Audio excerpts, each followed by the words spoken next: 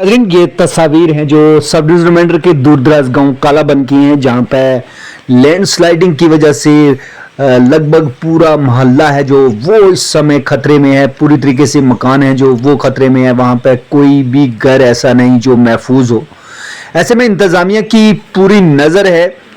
ज़्यादा उम्मीदें तो नहीं लगाई जा सकती, लेकिन क्योंकि अब तक जहाँ जहाँ कोई ऐसे हादसात हुए हैं वहाँ पे इंतज़ामिया का रोल है जो वो उस हिसाब से नहीं था जैसा होना चाहिए था।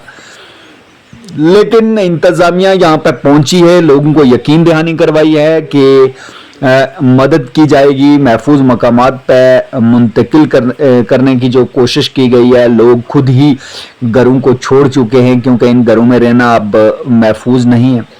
ऐसे में हम भी यही कहेंगे कि इंतज़ामिया को जल्द से जल्द कोई राहत पैकेज का जो है अनाउंसमेंट करना चाहिए और इन लोगों की मदद की जाए, क्योंकि पूरा गांव है यानी पूरा मोहल्ला है जो वो इस समय दस चुका है और लोगों की ज़िंदगी है जो वो खतरे में है।